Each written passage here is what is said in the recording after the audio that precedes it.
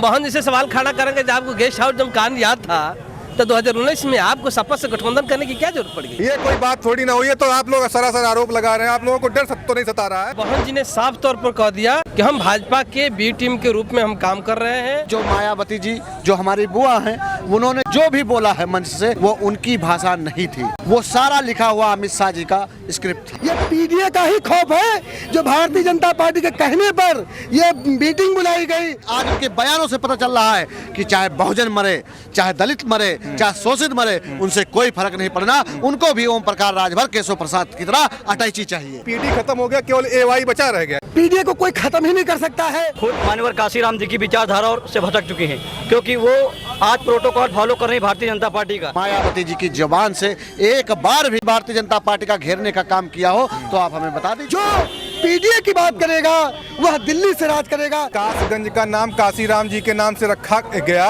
उसको क्यों बदल दिया अखिलेश यादव? हमारे राष्ट्रीय अध्यक्ष आदरणीय श्री अखिलेश यादव जी ने उत्तर प्रदेश में अहिर गडरी कुर्मी कोरी भरतमार कहा लुहार खटिक पासी क्योट मल्ला जुला धुबिया अंसारी शेख शेख पठान नहीं तेरी तमोली साख सैनिक कहा जाटो तोमर गगवान नहीं बिंद। सैकड़ों गाड़ियां वहां पर किस तरीके से भारतीय जनता पार्टी ने स्वयं लगा करके भीड़ दिखाने का काम किया है। ये भीड़ जो आई थी मायावती जी के नाम पे नहीं आई थी, वो मान्यवर काशीराम जी के विचारों से आई थी। सबसे बड़ी दलित नेता अगर बात करेंगे भारतवर्ष में, सबसे बड़ी दलित नेता तो मायावती जी है ना। ठीक है भी मान्यवर काशीराम जी की विचारधारा से हट करके आज बीजेपी की विचारधारा पे चलने का काम किया है। मान्यवर जी के नाम पर जो भीड़ आई थी उसको बेचने का काम बहन कुमारी मायावती जी की। आज कैसे समाजवादी पार्टी के लोगों को काशीराम जी की याद आ गई? 2014 के बाद बहुजन समाज पार्टी की रैली कहाँ थी? किसने रोका था रैली करने के लिए? जो विचारधारा दलितों पिछड़ों को लेके चल रही थी, आज वह विचारधारा कहाँ चली गई? आपको याद था कि नहीं था कि गेस्ट हाउस कांड? और 19 में आप भूल गए।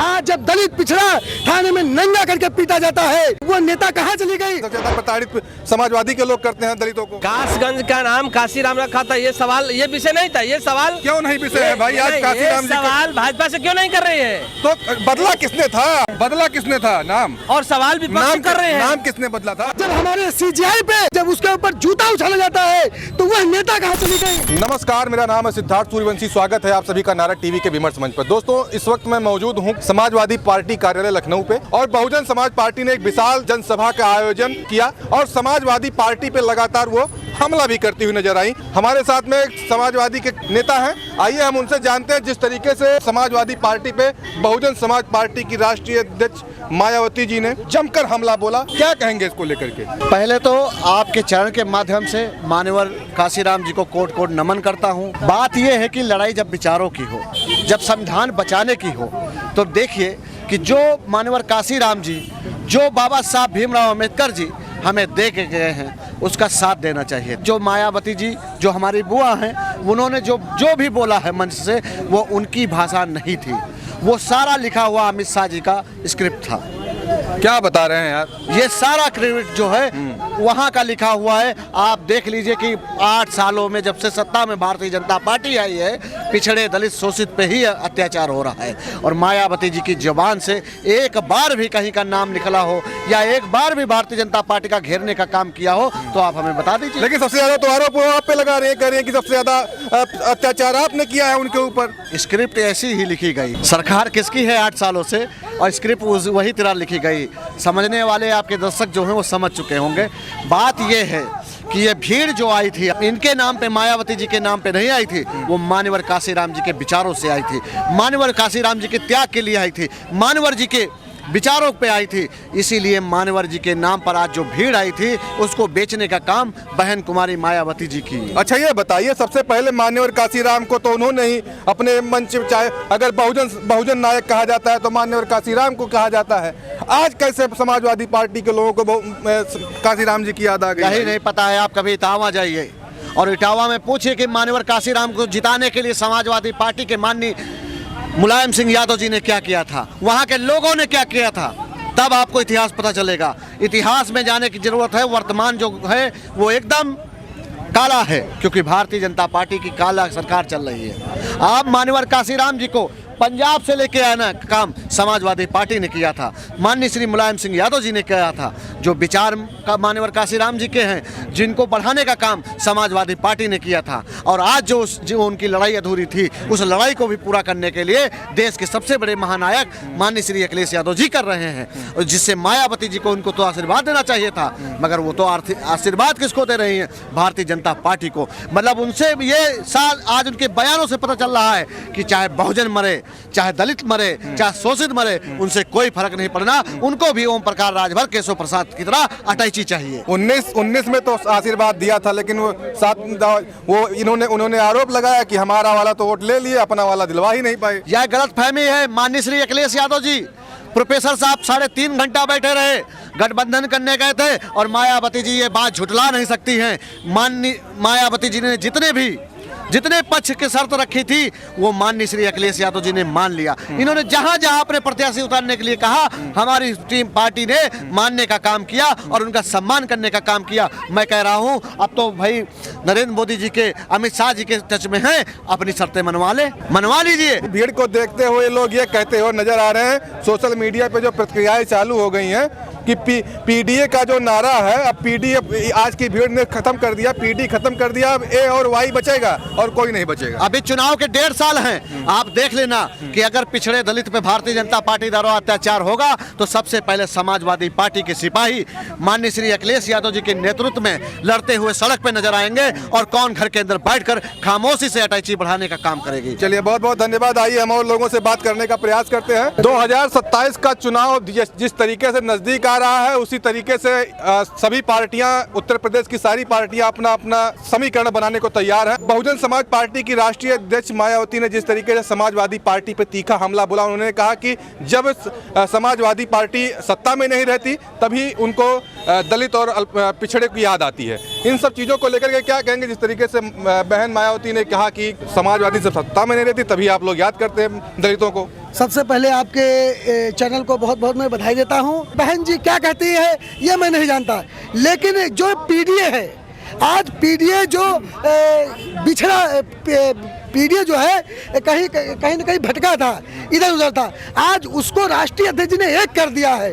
उस पीडीए के नाम पे जब राष्ट्रीय अध्यक्ष जी ने बहुजनों को एक कर दिया है, जो नारा कभी माननीय काशीराम दिया करते थे कि जो बहुजन की बात करेगा वो दिल्ली पे राज करेगा, जो बहुजन की बात करेगा वो दिल्ली से राज करेगा। आज माननीय काशीराम साहब हम सबके बीच में नहीं है। आज वही नारा जो है आज आदरणीय अखिलेश यादव जी ने पीडीए के रूप में, पिछड़ा दलित अल्पसंख्यक, कि जो पीडीए की बात करेगा वह दिल्ली से राज करेगा। तो आज अखिलेश यादव जी उसी विचारधारा को लेकर के आज आगे चल रहे हैं, उसी विचारधारा को लेकर आगे चल रहे हैं। और आप देखिए, उसी विचारधारा से उत्तर प्रदेश में जहां पे 80 लोकसभा सीटें थी, जो भारतीय जनता पार्टी कहती थी कि अब की बार 400 पार, तो इसी उत्तर प्रदेश में हम समाजवादियों ने भारतीय जनता पार्टी का रथ रोक दिया। अच्छा, सोशल मीडिया पे एक बड़ा तेजी से जब से ये भीड़ देखने के बाद में एक ट्रेंड चलना शुरू किया, जो सोशल मीडिया पे आप भी लोग देख रहे हैं कि पीडीए का जो नारा समाजवादी पार्टी दे रही थी, ये भीड़ आज बता दी है कि पीडी खत्म हो गया, केवल एवाई बचा रह गया जाएगा। देखिए, पीडीए को कोई खत्म ही नहीं कर सकता है। और वहाँ पे जो लोग हैं, ये हमारे भाई सब गांव से आए हैं, चल के पूछ लो इनसे। सैकड़ों गाड़ियाँ वहाँ पर किस तरीके से भारतीय जनता पार्टी ने स्वयं लगा करके भीड़ दिखाने का काम किया है कि पीडीए कुछ नहीं। अरे पीडीए ही सब कुछ है। ये पीडीए का ही खौफ है जो भारतीय जनता पार्टी के कहने पर ये मीटिंग बुलाई गई भीड़ दिखाने के लिए। अच्छा, सबसे बड़ी दलित नेता अगर बात करेंगे तो उत्तर प्रदेश को लेकर के बात करेंगे, चाहे भारतवर्ष में सबसे बड़ी दलित नेता तो मायावती जी है ना। ठीक अभी आज नहीं है। आज जब वो जो विचारधारा दलितों पिछड़ों को लेके चल रही थी, आज वह विचारधारा कहाँ चली गई? आज जब दलित पिछड़ा थाने में नंगा करके पीटा जाता है तो वह नेता कहाँ चली गई? उनका एक ट्वीट भी नहीं आता है। और आज जब हमारे सीजीआई पे देश का जो सर्वोच्च न्यायालय है, जब उसके ऊपर जूता उछाला जाता है तो वह नेता कहाँ चली गई? मैं आपसे पूछना चाहता हूँ। तो देखिए, आप सीजीआई पे जब जूता उछाला गया तब राष्ट्रीय अध्यक्ष जी ने जो ट्वीट किया है आप उसको पढ़ के देख लीजिएगा, और हिंदुस्तान के जो और नेताओं ने ट्वीट किया है उसको देख लीजिएगा। तो पीडीए का असली हिमायती कौन है वह आपको पता चल जाएगा।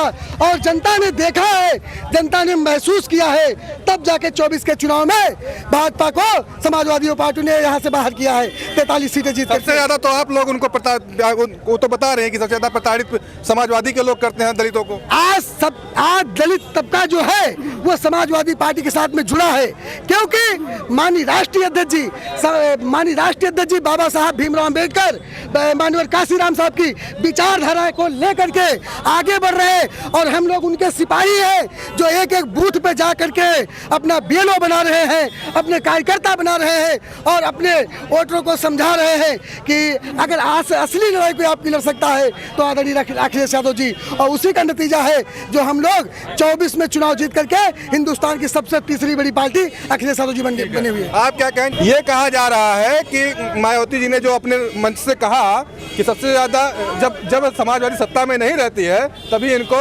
दलितों की याद आती है, पिछड़ों की याद आती है, उससे पहले कोई नहीं, भूल जाते हैं जब सत्ता में रहते हैं।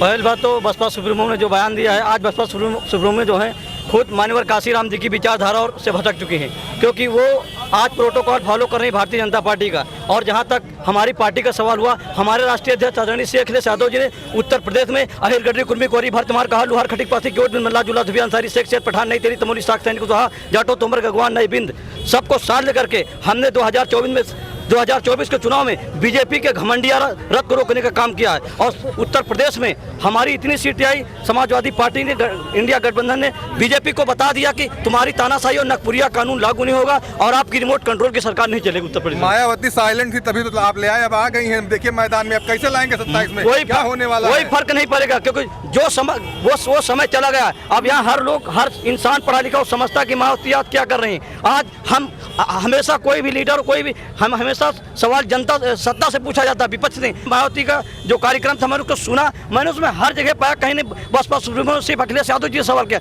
जबकि सवाल आज प्रदेश में हो रहे जो आज गुंडा माफिया उसका सवाल योगी आदित्यनाथ जी से करना चाहिए। तो अच्छा रख रखाव कर रहे हैं जो कि उनका पार्क है, देखिए भारतीय जनता पार्टी अच्छा रख रखाव कर रही है, बता तो रही थी वहीं पे वो वही उनको जिस लिए मुख्यमंत्री योगी आदित्यनाथ का बहुत तारीफ किया है उन्होंने, जिस लिए प्रमोट किया गया वही करेंगी बस वो। अच्छा, प्रमोट कर रही है, उनको प्रमोट किया गया, जाहिर सी बात। आज इतनी बड़ी पार्टी है, कहीं प्रदेश में एक टाइम था कि राज करती हुई नजर आती थी, आज कह रहे हैं प्रमोट कर रहे हैं, दूसरे का सहारा लेना पड़ रहा है। आप देख लीजिए, आज कहने के पूरी तरह से उनका प्रोटोकॉल वही जो आरएसएस बीजेपी की विचारधारा वही बसपा सुप्रीमो। बड़ी दुख की बात है, जिस बसपा सुप्रीमो को माननीय काशीराम जी ने पावर दिया कि तुम उत्तर प्रदेश के इस आंदोलन, बसपा आंदोलन के बदौलत आप देश के लोगों की लड़ाई लड़ोगे, आप नीचे तबकों के लोगों की लड़ाई लड़ोगे, लेकिन उन्होंने माननीय काशीराम जी की विचारधारा से हट करके आज बीजेपी की विचारधारा पे चलने का काम किया है। क्या कहेंगे जिस तरीके से लगातार उन्होंने सपा सुप्रीमो अखिलेश यादव पे ही निशाना साधा जितनी देर तक वो अपने मंच से, क्या कहेंगे इसको लेकर? जिस तरीके से मायावती ने स्पष्ट कर दिया कि हम भाजपा के शुद्ध रूप से बी टीम के रूप में हम काम कर रहे हैं। अच्छा, मोहन जी ने आज साफ कर दिया।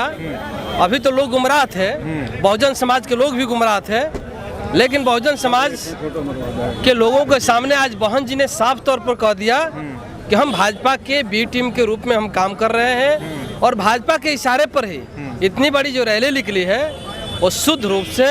अच्छा, अपनी कोई पार्टी अपनी रैली कर दे तो दूसरे पार्टी के सारे हो जाती है? नहीं, ये कोई बात थोड़ी ना हुई है। तो आप लोग सरासर आरोप लगा रहे हैं, आप लोगों को डर तो नहीं सता रहा है? हम लोगों को डर नहीं सता रहा है। 2014 के बाद बहुजन समाज पार्टी की रैली कहाँ थी? किसने रोका था रैली करने के लिए? किसने मना किया था? समाजवादी पार्टी ने कहीं मना किया था कि बहुजन समाज पार्टी की रैली ना हो? 12 में सब सरकार आ गई तो आप लोगों ने मना किया होगा। समाजवादी पार्टी ने कभी सरकार आप ही की थी ना, मोहन जी को कहीं मना किया था?